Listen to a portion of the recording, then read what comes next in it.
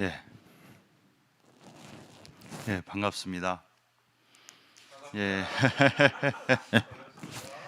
예, 예, 저는 예아온 선교회 김디모데 목사입니다. 저희 이겸 목사님 그리고 함께하고 계시는 공동체 분들 또 뵙게 돼서 정말 반가운 마음입니다. 저는 좀 이전에도 뵌 적이 있기 때문에 좀 어떻게 보면 좀 친정온 그런 느낌이 납니다. 며느리도 아닌데. 오늘 함께 나눌 말씀은 그 마태복음 1장 23절입니다. 뭐 다 아는 말씀이시지만 우리 한번 같이 읽으시고 그리고 제목 한번 말씀드리고 말씀 나누도록 하겠습니다. 보라, 처녀가 잉태하여 아들을 낳을 것이요 그의 이름은 임마누엘이라 하리라 하셨으니 이를 번역한즉 하나님이 우리와 함께 계시다 함이라. 아멘. 오늘 말씀 제목은 새삼스러운 말씀입니다. 새삼스러운 말씀이란 제목으로 함께 말씀 나누도록 하겠습니다.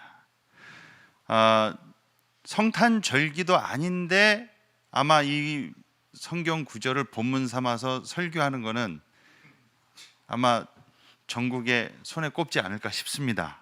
왜 이걸로 이렇게 말씀을 정했느냐, 그리고 또 설교 제목이 왜 새삼스러운 말씀이라고 정했냐면요, 임마누엘이라 하리라, 이 천사 가브리엘이 마리아를 찾아와서 이제 예수님을 잉태할 것을 이야기해 주면서 이렇게 메시지를 전달하죠. 뭐 이거는 교회 안 다니는 사람도 이 내용은 다 알고 계시리라 생각됩니다. 근데 임마누엘의 뜻을 번역한즉 이게 뭐라고요? 하나님이 우리와 함께 계시다 함이라. 바로 이 말씀 때문에 오늘 설교 제목을 새삼스럽다고 했습니다. 왜냐고요? 그전에는 함께 안 계셨나요?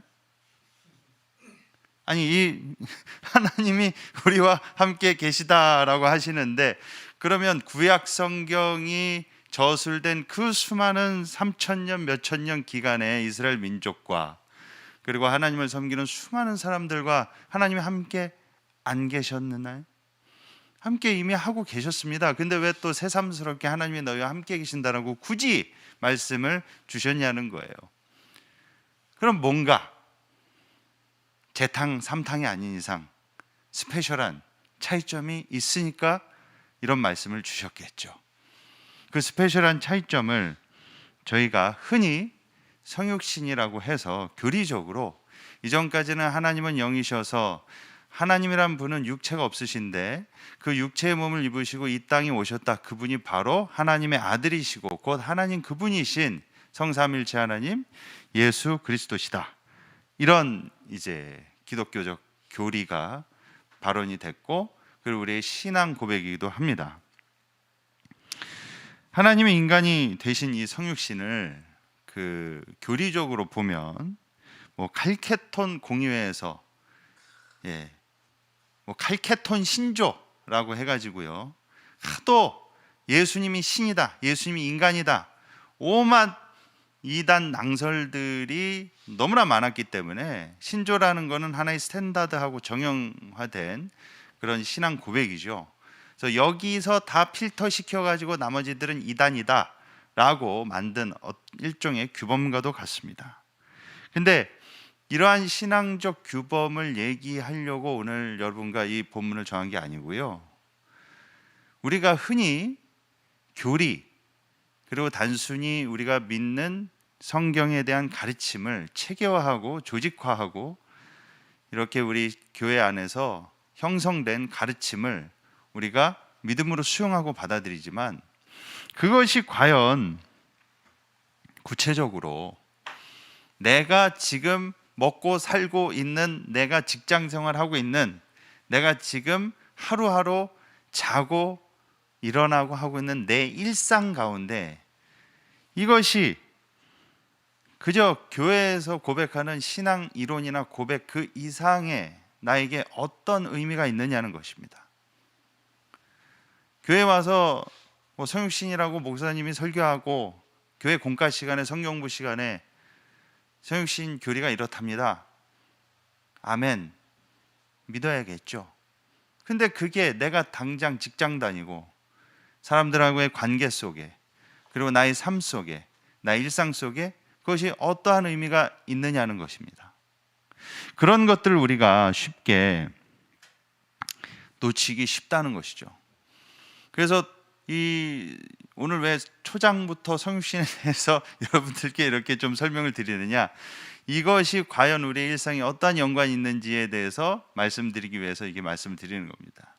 그래서 일부 그 신학자들이나 그리고 뭐 많은 이제 신학을 가르치는 분들 입장에서는 이것이 뭐 그리스의 반신반인이라는 그리스적 사상과 영향을 받아서 그것이 기독교와 뭐 융합돼서 파생된 뭐 또 하나의 그런 교리다, 그런 인문학적 측면이나 신학적 측면에서 이야기하시는 분들도 계십니다.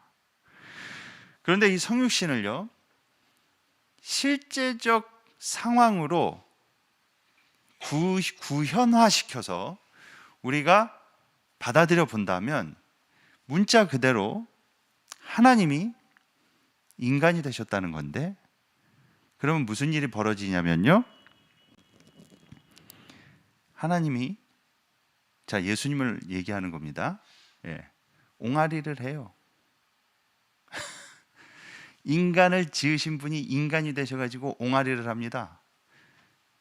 와, 마리아는요 하나님 기저귀를 간 사람이에요.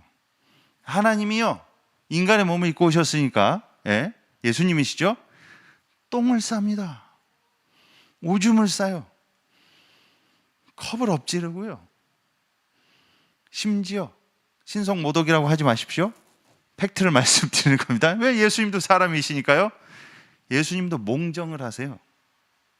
여러분 상상해 보셨습니까? 하나님이신 분이 배고픔을 느끼시고 걷다가 다리가 아프시고 더우면 땀이 나시고 짜증도 나시고, 그리고 심지어 일하다 빡세면 이거 쉬었으면 좋겠다. 심지어 예수님 겟세마네 동산에서 뭐라고 기도하십니까? 이 잔을 내게서 옮겨달라고까지 번민하고 고뇌하는 모습을 보여주시잖아요. 그러나 물론 이제 하나님 내 뜻대로 마시고 하나님 뜻대로 해달라고 기도하시죠. 여러분, 이 성육신이라는 사실 자체가 하나님이시라는 분이 인간이 되셨다는 것을 우리는 그냥 이론적으로 받아들이기 쉬운데, 한번 생각해 보십시오. 날과 해와 달을, 월, 일을 만드신 분이 시간에 갇히는 겁니다. 그러니까 이거 성육신에 대한 가장 큰 핵심이자 포인트는 뭐냐? 하나님이 저 멀리 하늘에 앉아서 우리의 인간의 희노애락 그리고 인간 군상들의 이 삶을 멀리서 보시는 관찰자가 아니라 직접 오셔서 이것을 다 체감하셨다는 겁니다. 그래서 여러분, 바로 이 지점이 우리한테 큰 위로로 다가올 수 있는 지점입니다. 아파본 사람의 마음을 안다는 얘기가 있죠. 이것이 우리 그리스도인들에게 얼마나 큰 위로와 그리고 마음의 위안이 되는지 모릅니다. 제가 그 군 생활을 경비교도대에서 했습니다. 경비교도대가 뭐냐면요, 제가 처음에 그 논산훈련소에서 육군훈련소에서 훈련받을 때 착출이 됐습니다. 제가 지원하지 않았거든요. 그래서 경비교도대는 국방부 소속이 아니라 법무부 소속이고, 쉽게 말씀드리면 교도관들 보조하는 일입니다. 그래서 구치소 그리고 교도소에서 이 뭐 전경이 있죠, 의경이 있고, 구치소, 교도소, 경찰이라고 보시면 됩니다. 그걸 이제 군 복무로 하는 업무인데, 제가 차출됐을 때 맨 처음에 제가 이거 존재하는지도 몰랐거든요. 경비교도대가. 그래서 우리 어디 가냐고 여쭤보니까 그 교관이 1년은 맞고 1년 반은 니들이 때리는 데를 간다, 그렇게 위화감을 조성했던 적이 있습니다. 그래서 여러분, 그 남성분들 저 군대 가면은 주적이 누굽니까? 북한군이잖아요. 실제로 볼 일이 있나요? 거의 없죠. 거의 없는 게 아니라 전쟁 나지 않는 이상 못 보잖아요. 모의 훈련하지 않는 이상. 근데 저희는 주적이 북한군이 아니라 재소자 분들이세요. 항상 옆에 있습니다. 이게 수갑이나 포승해서 법정을 데리고 가고, 그리고 대화하면 뒤에서 받아 적고, 그리고 감시대 위에서 총 들고 이 탈옥하는 사람이 있나 없나 그런 감시하는 그런 업무들을, 전반적인 업무를 보는데요. 업무 중에 하나가 그런 게 있었습니다. 재소자가 면회를 하면 가족들이 와요. 그래서 가족들하고 대화하는 그 내용을, 여러분 드라마나 영화 같은 데 보시면은 뒤에서 이렇게 재소자랑 그 면회 온 사람이랑 대화하는 걸 받아 적지 않습니까? 예. 그 업무를 저희들이 봅니다. 참 재밌는 에피소드가 많은데요. 한 7분이 주어지는데 와서 아무 말도 안 하고 자기야 하고 눈물만 흘리고 가시는 분들은 자기야 딱 하나만 적습니다. 예. 그러니까 아주 철저하게 팩트대로 적습니다. 예. 그러면서 가로해 놓고 자기하고 울다감 이렇게 이제 표기를 하죠. 그런데 제가 이제 뒤에서 이제 그 업무를 보고 있는데, 딱 봐도 이 재소자가 아들이었어요. 그 엄마 아빠가 왔는데, 그 엄마가 딱 봐도 이 던지는 멘트가 예수님 믿는 분이셨어요. 뭐 기도하고 있어, 목사님이 뭐 어떻고 막 그렇게 말씀을 하세요. 근데 이 아들은 어떻게 하면 형량 줄여볼까? 변호사 좋은 사람 썼어? 그러니까 뉘우치는 기색이 없어요. 근데 엄마는 그걸 보고 너무나 괴로워하는 겁니다. 답답해하고, 얘가 좀 정신 차리고 거듭나고 새로운 사람이 되면 좋겠는데 들어와서도 정신 못 차리고 어떻게 해서든 형량 줄이고 사고 친 거 수습하려는 데만 혈안이 돼 있고, 아빠도 같이 왔는데 아버지는 뭐 그냥 아예 그냥 포기한 느낌이 들었습니다. 그래서 이제 면회 시간이 딱 끝났는데, 이제 다음 타임이 없으면은 7분이 또 텀이 비거든요.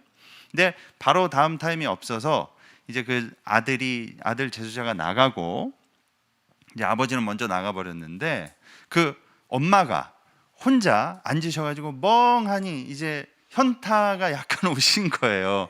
아직 아들이 정신을 못 차린 모습을 보니까 속상하기도 하고, 그래서 물끄러미 이렇게 아들이 나간 문을 바라보고 있길래 제가 또 이 직업병이 발동하지 않았겠습니까? 당시에 전도사 생활하다가 군대를 갔기 때문에 그 어머니한테 제가 딱 이렇게 얘기했습니다. 어머니, 예수 믿으시죠? 그러니까 네.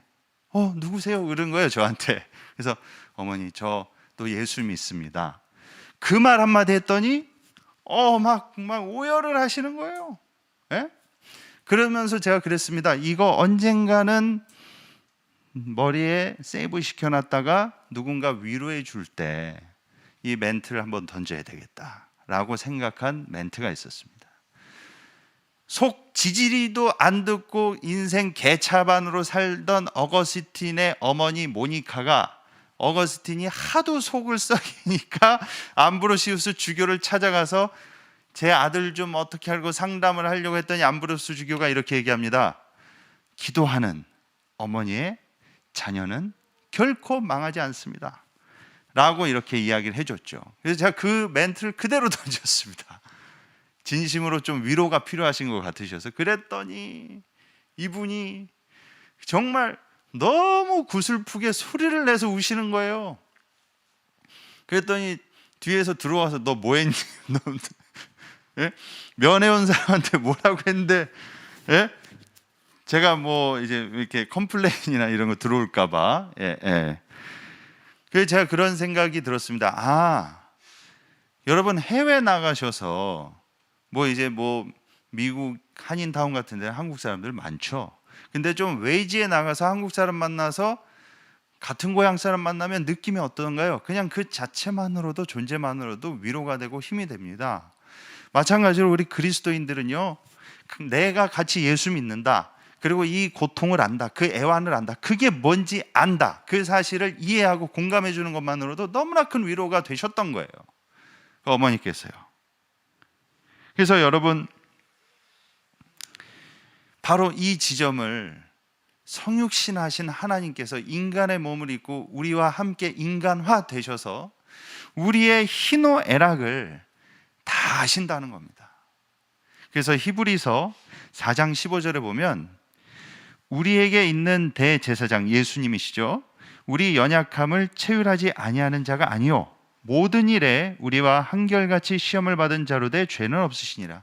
여기서 체휼이 동정인데 더 구체적으로 이제 현대인의 성경이나 쉽게 말씀드리면 예수님은 우리의 연약함을, 우리의 사정을 모르시는 분이 아니시다라는 겁니다. 왜? 본인이 직접 겪으셨거든요.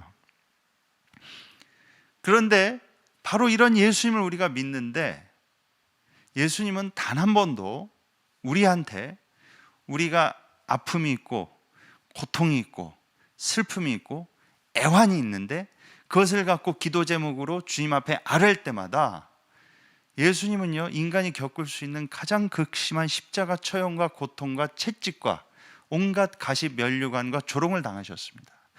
여러분, 로마 병사들이 예수님 면전에 침을 뱉었잖아요. 침 뱉는 건 명령에 없었습니다. 그거는 인간에 대한 모욕이었어요. 그런 모든 수치와 모욕을 당하신 분이 우리의 애환과 아픔을 당연히 아시겠죠. 근데 우리가 이런 기도 제목을 갖고 주님 앞에 아뢰을 때, 예수님 앞에 아뢰을 때 예수님은 단 한 번도 우리한테 야, 십자가 매달려 봤어? 암 걸린 거?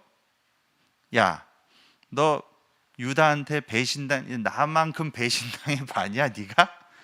너 손가락 못 박힌 게 얼마나 돼지게 아픈지 알아? 너 채찍으로 살껍데기 벗겨져 봤어? 고작 그따위 걸 갖고 고난이라고 고통이라고 내 앞에서 명함을 내밀어라고 하지 않으셨습니다.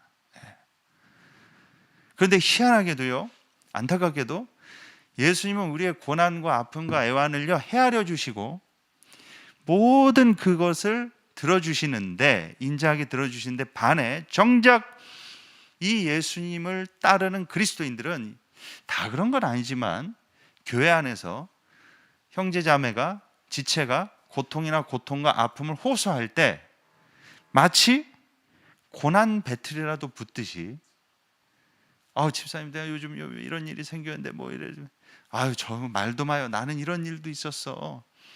그러니까 감사해.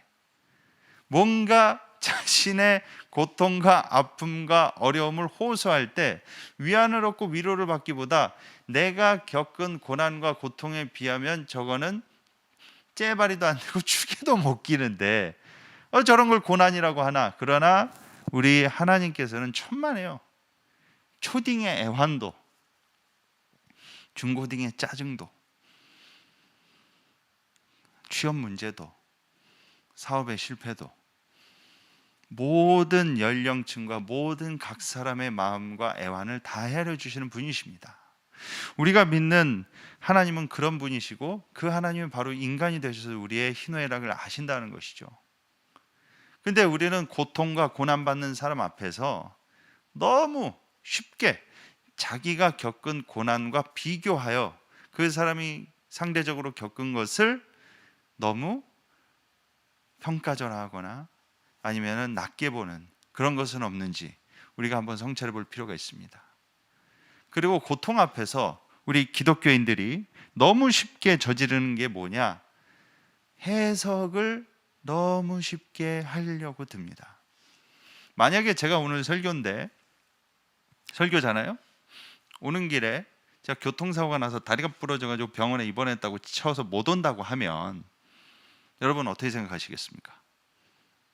바로 머리에 이 생각부터 드셔야 돼요. 디모데 목사님 괜찮으신가? 라는 생각이 들어야지. 만에 하나 여러분 머릿속에 뭐 죄 지은 게 있어서 회개 안 해가지고 하나님이 오늘 설교 강대상에 못 세우게 하신 거 아니야? 이런 생각이 조금이라도 이렇게 뇌피셜로 흐르는 생각이 든다 그러면은 여러분은 정말로 하나님을 인격적으로 만난 것보다 교리가 먼저 교조적으로 찌든 분이시기 때문에 본인의 신앙을 점검해 보실 필요가 있습니다. 여러분, 우리가 타인이 고통받고 고난받는 상황에 있어서 해석을 너무 쉽게 하려는 이런 고질적 습관이 기독교인들 중에 너무나 팽배해요. 왜요? 우리들은 요셉의 경우를 결과를 이미 압니다. 여러분, 우리가 성경을 읽을 때 성경에 우린 결과를 안 상태에서 읽는데 결과를 모르고 그걸 겪고 있는 현재 진행형인 사람의 입장에서 한번 생각해 볼 필요가 있습니다. 여러분, 요셉의 형들이 요셉을 딱 만났을 때 만약에 이렇게 멘트를 치고 드립을 날렸다고 한번 생각해 보세요. 아, 요셉아, 이 가뭄 가운데 우리를 살리시려고 우리로 하여금 널 시기증오하게 해서 팔아넘긴 게 하나님의 빅피처다. 그러니까 형들을 미워하지 마라. 이게 다 하나님의 뜻이고 섭니다. 그러면서 요셉한테 이런 식으로 말했으면은 요셉이 형들을 어떻게 했을까요? 여러분 주변에 그 교회 지체들 중에 고난과 고통당하고 있는 사람한테 하나님이 연단하는 거다, 하나님이 훈련시키는 거다, 하나님이 더 크게 쓰시려고 그러는 거다, 그 사람의 긴밀한 내밀한 사정과 형편도 모르는 상태에서 설령 안다 하더라도 이런 식으로 하나님의 포지션에서 그 사람에 대해 겪고 있는 고통과 고난에 대해 함부로 이렇게 해석하려고 드는 것은 실은 엄청난 폭력입니다. 여러분, 욥의 세 친구들이 왜 하나님께 혼나고 책망을 받았습니까?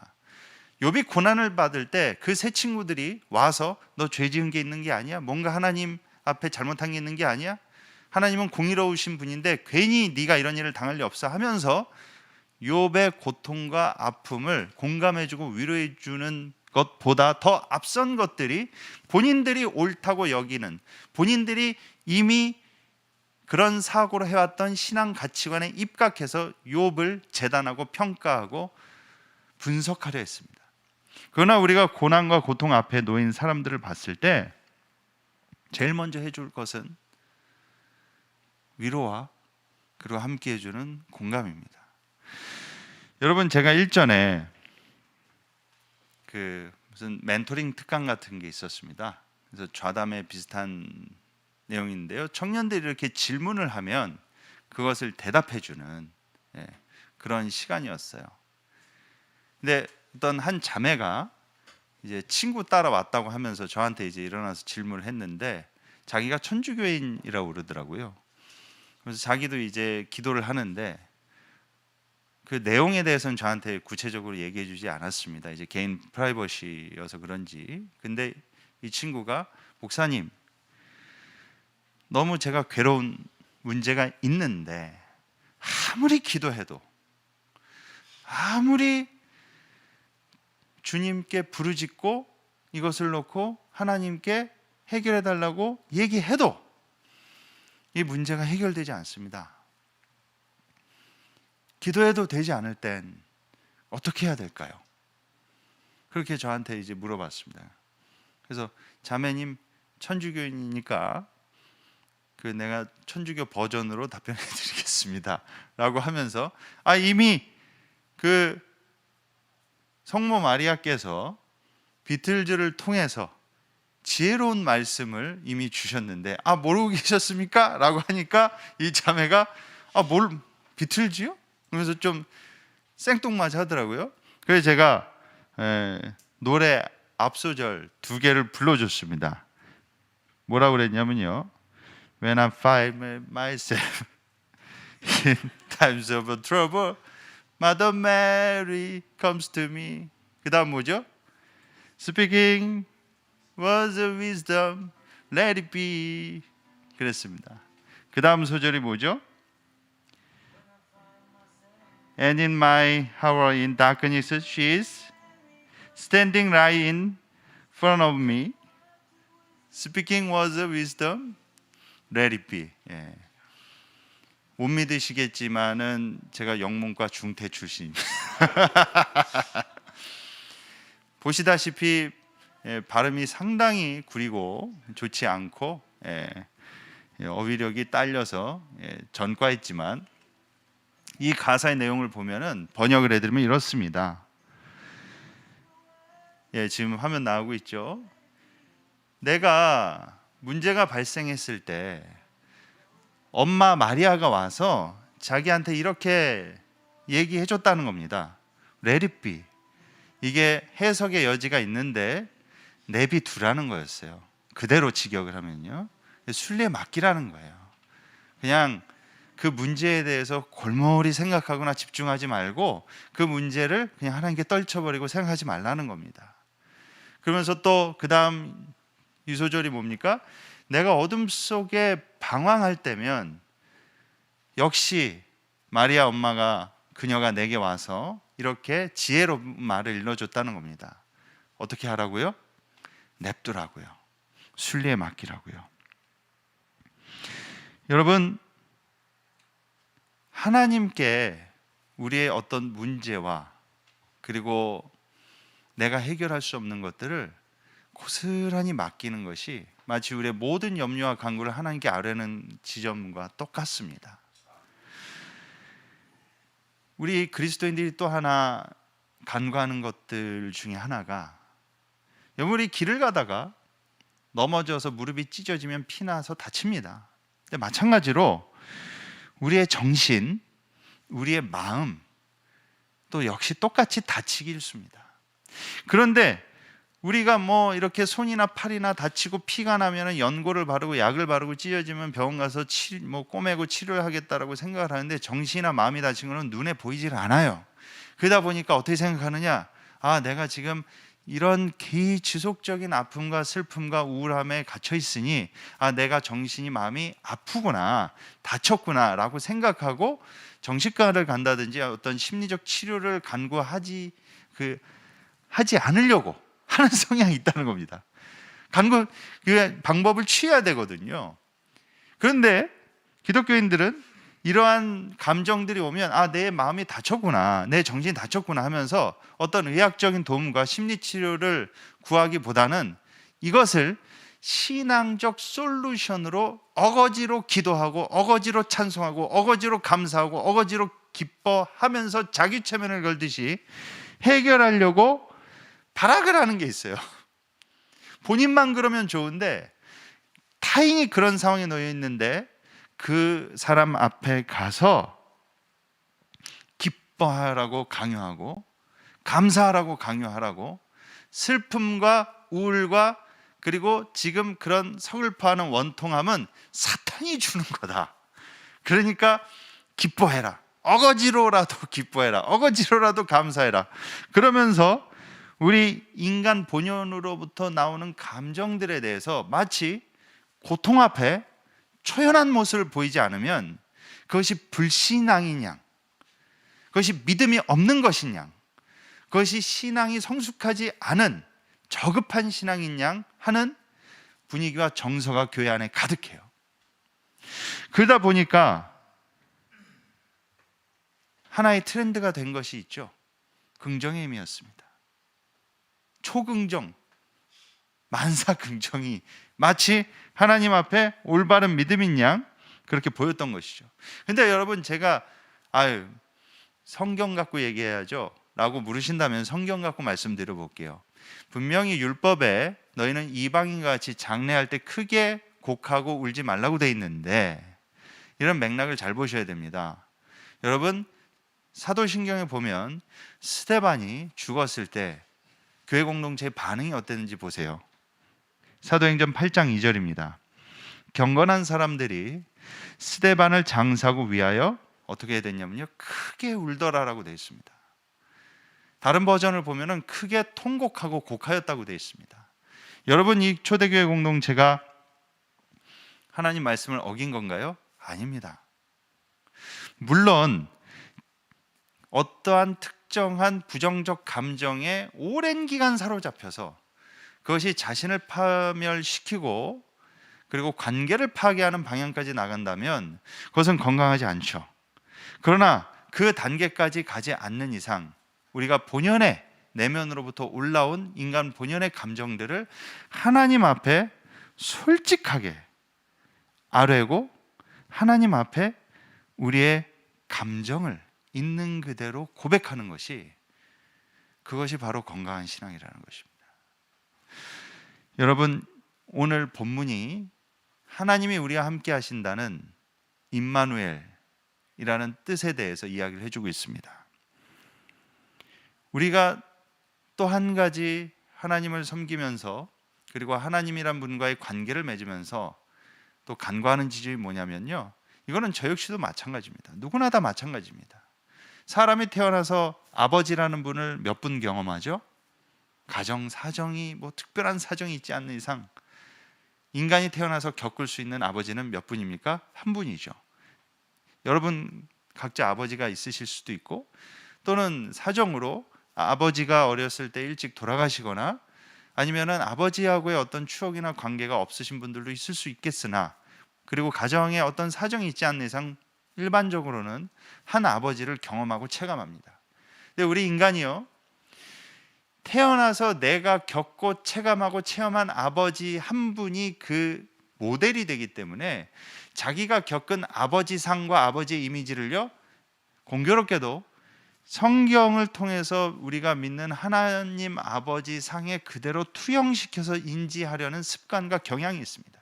그래서 어렸을 때부터 가부장적이고 엄격한 아버지 밑에서 자란 분들이 하나님을 믿으면 그 하나님 아버지를 받아들이는 아버지상이 엄격한 하나님 아버지상으로 대입되기 쉽고요, 친구같이 다정하고 그리고 함께 어린 시절에 좋은 이미지가 있던 아버지를 밑에 둔 자녀분들은 기독교인이 되고 나서 하나님 아버지를 믿을 때 자신이 겪었던 그런 친구 같은 아버지상을 대입시켜서 받아들이기 쉽습니다. 제가 이 말씀을 왜 드리느냐, 성경이 말하고 있는 오늘 하나님이 너희와 함께 하신다 라는 이 말씀, 그 이전에 구약시대의 수많은 유대인들이 생각했던 아버지상은요, 엄하고 무섭고 율법에 철저한 그런 아버지의 모습이었습니다. 여러분, 성경에 탕자의 비유가 나옵니다. 다 아실 겁니다. 그 탕자의 비유는 예수님께서 말씀을 해주셨는데 그 당시에 그런 아버지상은 사실상 존재하지 않았다고 봐도 무방할 정도였습니다. 아버지가 살아계신데 재산을 미리 땡겨달라고요? 죽었다는 취급하겠다는 겁니다. 불효 막심한 걸 떠나서 족보에서 파버릴 정도로 폐륜 행위였어요. 그렇게 폐륜을 저지르고 떠난 아버지, 떠난 아들을, 그 아버지는요, 상거가 먼데 매일매일 나와서 오매불망 기다립니다. 예수님께서 말씀해 주신 이 탕자의 비유에 나오는 아버지 상은 그 당시에 유대인들이 접했던 자신들의 친아버지들의 상과는 너무나도 괴리가 컸어요.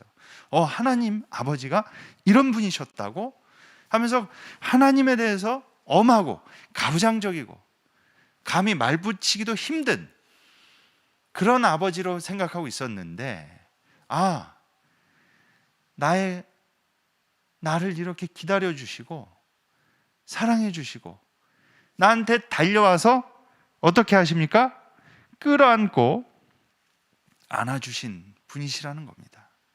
자, 근데 그런 하나님 아버지께서 하나님 아버지시지만 또 동시에 인간의 몸을 입고 이 땅에 오신 예수 그리스도시라는 거죠.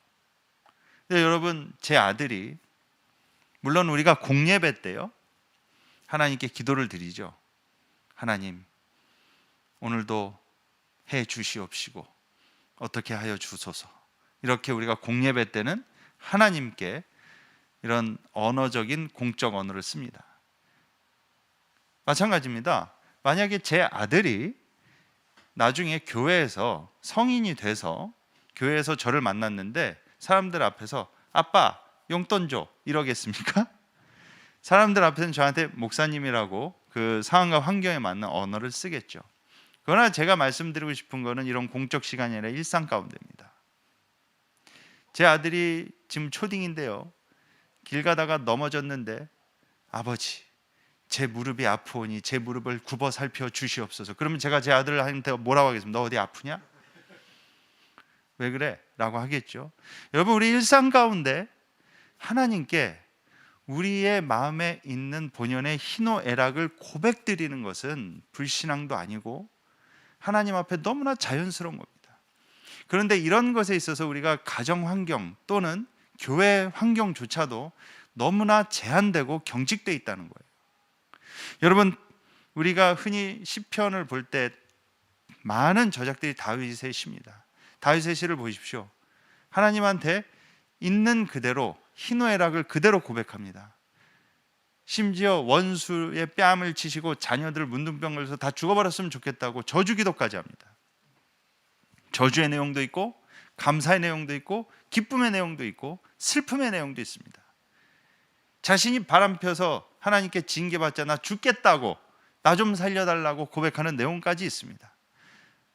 여러분, 하나님을 우리가 섬기고 하나님과의 인격적인 교제를 나누는 것, 일상 가운데 성육신의 의미를 우리가 날마다 새기면서 살아간다는 것은 우리가 일상 때 주님과 기도로 우리의 희노애락을 나누는 것입니다. 거기에는 목적이 없습니다. 여러분, 우리가 기도할 때 어떤 기도 제목을 놓고 이걸 들어주십시오, 해결해 주십시오, 이게 성사되게 해주십시오라고 하는 기도는 목적이 있는 겁니다. 그러나 주님과의 인격적인 교제를 나누며 일상 가운데 우리의 마음을 주님 앞에 아뢰는 것은 목적이 없습니다. 목적은 뭐냐? 하나님 그분 자체가 목적입니다. 사랑의 친교를 나누는 거예요. 예를 들어 이런 겁니다. 여러분이 집 밖에 딱 나왔는데 요즘 가을이 없죠? 갑자기 추워졌어요. 그럼 전 예수님 안 믿을 때 제 입에선 무슨 말이 나왔느냐?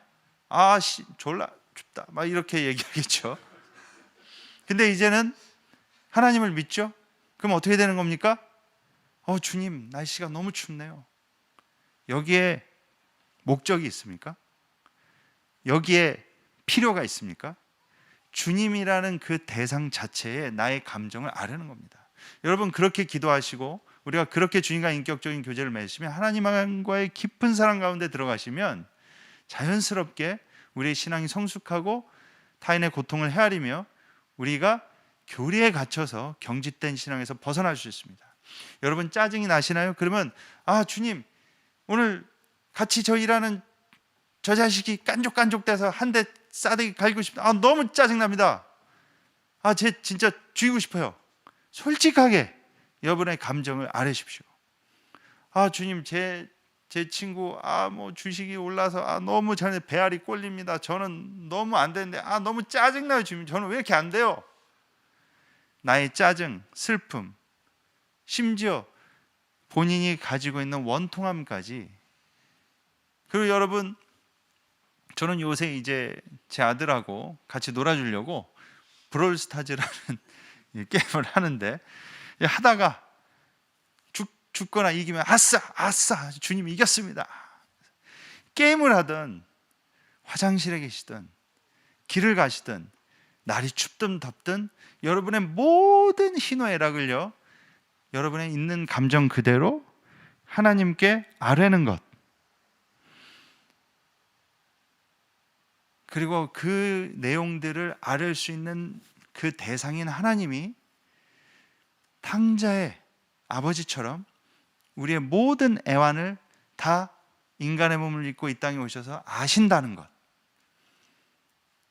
그리고 우리가 그런 하나님을 믿고 있음에도 불구하고 교리에 갇혀서 나 자신을, 이런 자연스러운 감정을 억제하고 기뻐하지 않고 감사하지 않고, 그리고 뭔가 고통 앞에 초연하지 않으면 이것이 불신앙이고 신앙이 성숙되지 않아 보이는 것처럼 착각하고 있다는 것, 이런 것들을 오늘 우리가 돌아보고 성찰하고 다시금 하나님하고의 사랑 관계를 깊이 있게 빠져가는, 그리고 그 사랑을 주님 뵙는, 주님 앞에서는 그날까지 이루어 가시는 저와 여러분이 되길 기도하겠습니다.